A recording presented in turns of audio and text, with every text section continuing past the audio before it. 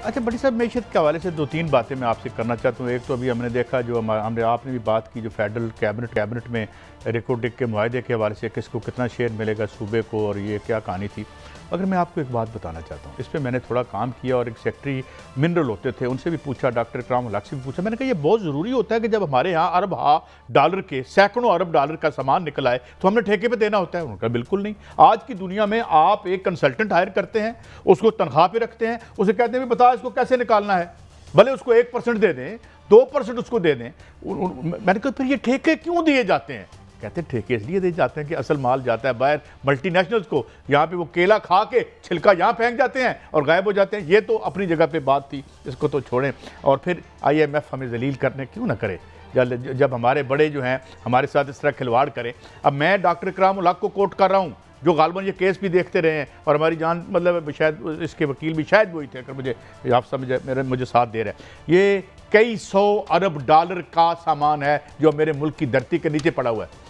ये 750 billion dollar भट्टी साहब पाकिस्तान की मैशत के 2 गुना पैसा, जितनी हमारी GDP है उससे 2 गुना पैसा से ज्यादा पैसा वहां पड़ा हुआ है। और इस 4 बिलियन पे कैबिनेट में लड़ाई हो रही है, ये 4 बिलियन किधर जाना है? अच्छा कायद साहब, कुछ लोग इसे 1 ट्रिलियन भी कहते हैं, 1 ट्रिलियन भी 1000 अरब डॉलर हो गया। अच्छा सुन लें, आप बड़े भोले बादशाह, अगर ये किसी कंसल्टेंट को 1 या 2% में रख ले तो वो इन्हें 50% कमीशन कैसे देगा?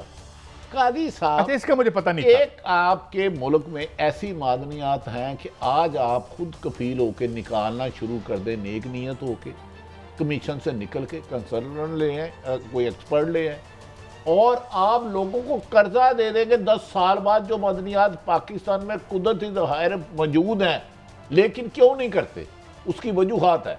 मैं आपको एक बाहर से ले आता हूँ, आपकी एक्सपर्टी है इसमें, आप ये एक्विटी निकाल लें, 1% पे मैं आपको दे देता हूँ, तो मैं आपको कमीशन तो नहीं दूंगा। 99%। अच्छा भाई, अब 100 पे तो हम दे देंगे भट्टी साहब, वो 100 बिलियन अगर 1% भी हम दें तो 1 ट्रिलियन का 1% कितना बनता है? तकरीबन बिलियन डॉलर बन जाता है ना, बिलियन डॉलर। लेकिन मेरे मुल्क 10 बिलियन डॉलर 99% अच्छा, तो लगेगा ना पैसा। हाँ अच्छा देखें, इस अवाम को खुशहाल भी तो करना है, इसे हमेशा हमने बुरी यार ये 4 फेंके हम उसकी चौखट पे, क्या नाम है, गैस है, जहाँ जहाँ निकालो, कोयले से बिजली बनाओ, और हमने पानी से बिजली और मैंने कल आवाम को रिलीफ दो। कल हमने खबर दी थी कि तकरीबन 78.8% हमारे जो हैं रिजर्व्स इसके आयल के वो ख़त्म हो चुके हैं। गैस 66.6 से ज़्यादा हम खर्च कर चुके हैं। हमने सारा पैसा री इन्वेस्ट नहीं किया, वरना यहाँ पे 60,000 जो मेगावाट बिजली तो हम सिर्फ कश्मीर से पैदा कर सकते थे। मगर भट्टी साहब मेरे पास कम है टाइम, मैंने ये एक स्टोरी करनी है कि ये जो बहुत सारे लोगों का रोज़गार, 10 लाख लोगों का रोज़गार जो है ऑन दी लाइन है। ये 400 अरब रुपया रोज़गार है। ये जो चिकन यहाँ इंडस्ट्री है, होटल सोयाबीन जो मेरा है, इसमें ना 10 लाख लोग बेरोजगार होने जा रहे हैं। ये शिपों पे कंटेनर खड़े हैं, उन्हें क्लियर नहीं किया जा रहा, पता नहीं चल रहा। कभी कस्टम उस पर एतराज करता है, कभी कोई करता है। सोयाबीन के ये 10 लाख पोल्ट्री से वाबस्ता लोग बेरोजगार हो जाएंगे, जिस मुल्क में आगे एक वक्त की रोटी नहीं। हुकूमत और कहा जा रहा है कस्टम वाले के कुछ लोगों की लड़ाई है कमीशन पे। वो सोयाबीन कंटेनर पड़े खराब हो रहे हैं, कह रहे हैं इन सबको दोबारा चेक करेंगे, बंद करने में साल लग अच्छा नहीं, अब वो कहते हैं जी दोबारा मुआहदा वापस करें, ये जर्मिनेटेड हैं या नॉन जर्मिनेटेड हैं, अब 3 महीने और चाहिए अगर हम वो मुआहदा उनसे दोबारा रीडू करना चाहते हैं। लेकिन सवाल ये है कि मैं नहीं कहता कि ये सारे मुआहदे बड़े ठीक और शफाफ हुए होंगे, और जो काम चल रहा है उसको तो ना रोको। कादी साहब सही है या गलत है, निकालने उसका फैसला करें। क्या आग 50 लाख लोग आगे इंडस्ट्री बंद हो चुकी है, फैसलाबाद तमाम आपकी इंडस्ट्री बंद हो चुकी है, आपकी काटन खत्म हो चुकी है, आप कर नहीं रहे। आज आपने मेरे मोअज़्ज़ज़ भाई इसहाक डार साहब की बॉडी लैंग्वेज देखी है जब ये आज की मीटिंग जो इमरजेंसी मीटिंग PM साहब ने कॉल की थी, जिसके बाद उन्होंने हमें यकीन दिलाया कि जी वो जो इसहाक डार साहब की गुफ्तगू है, मुझे वो भी देखी है। लेकिन मैं एक वाकया सुना देता हूँ। हमारे क्लास में एक लड़का पढ़ता था, अक्सर वो कामचोर था, तो घर कहता था मैं बड़ा लाइक हूँ। एक दफ़ा उसके पेरेंट्स उन्हें मिलने आए तो टीचर उसके 1 महीने की कार्रवाई पे उसको डांट रहा था, और नलायक आदमी, ना तूने होमवर्क किया ना तू क्लास में सुनता है। तो कई दफ़ा चेहरे ऐसे हो जाते हैं कि आपके साथ जो बंद कमरे में होती है ना, आप भी थी, आपका चेहरा बता रहा होता है। आप गुफ्तगू से ज़्यादा, जब कोई मैं भी गुफ्तगू करूँ, मेरे चेहरे पर गौर किया करें।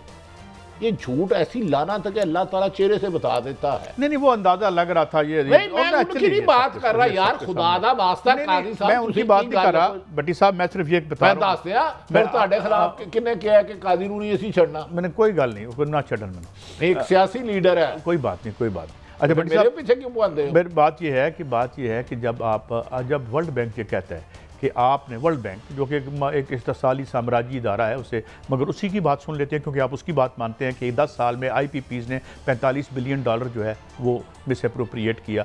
यार उसकी सुन लो, हमारी नहीं सुनते। तो ये IPPs में कैपेसिटी पेमेंट दे रहे हो, मेरे इलाके में घर 8 घंटे बिजली नहीं थी, हम तो वैसे ही मर रहे हैं, तुमने हमें क्या मारना है? और अपने आप को बचाओ क्योंकि तारीख अब तुम्हें कुचल के आगे गुजर जाएगी, तारीख तुम्हें रौंद के गुजर जाएगी जो तुम लोगों को धमकियां देते फिरते हो। आपने ये हुक्म फरमाया कि आपके घर में लाइट नहीं 8 घंटे, और ये पूरी आवाम के साथ, तो इनके घरों में कभी लाइट जाने का तो समझ नहीं है। जनरेटर घर से बड़े लगे होते हैं काजी साहब।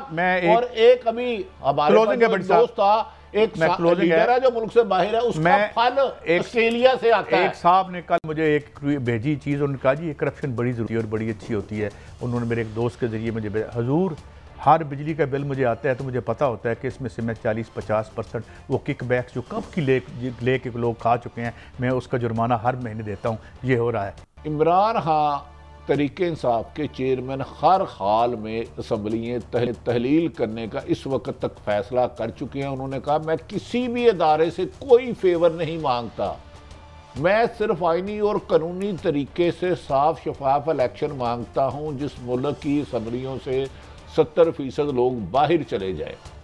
शिबली फराज साहब के बकौल, असद उमर साहब के मुताबिक, फवाद चौधरी के मुताबिक, इमरान खान के मुताबिक 1 जनवरी 2023 को KPK और पंजाब असम्बलियाँ नहीं रहेंगी और 17 तारीख को लिबर्टी चौक में इमरान खान असम्बलियाँ तहलील करने का तारीख का ऐलान करेंगे। ये ख़त्मी फैसला हो चुका है आज इस वक्त तक।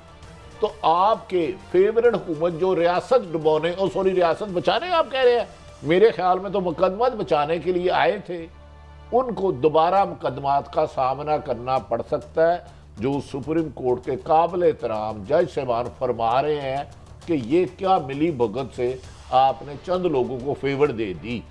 मुझे हालात आइंदा हुकूमत इंतकामी कार्रवाइयाँ करेगी इमरान खान के खिलाफ, इसमें कोई शुबा नहीं है, लेकिन इससे ज़्यादा क्या करेगी यार। आपके एक बंदे पर कातलाना हमला हो गया, वो मौजदाना तौर पर बच गया, अल्लाह ताला ने उसकी ज़िंदगी का फैसला किया। साहब एक थोड़ी सी छोटी सी एक फिक्र की बात सुने, ये किसकी अकल से बात मावरा है कि एक तरफ खौफनाक माशी बुरान और दूसरी तरफ खौफनाक हद तक डिसक्रेडिटेड गवर्नमेंट, कौन सी रियासत उसको अफोर्ड कर सकती है? डिसक्रेडिट टेल मी यार, किस दुनिया में रहते हो? काजी साहब गवर्नमेंट खाली डिसक्रेडिट नहीं, आपस में दोस्तों गिरेबार हैं यार। कल मैं कह रहा हूँ अख्तर, कल रिकॉर्ड पे लड़ाई हुई, रिकॉर्ड पे लड़ाई हुई ना कल।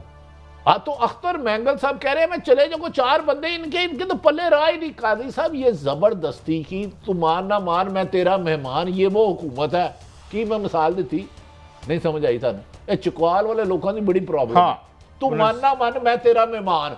अब अवाम मुंतहिब नहीं कर रही, ये अकलियत में होकर अक्सरियत अपने आप को असम्बली में शो करना चाह रहे हैं।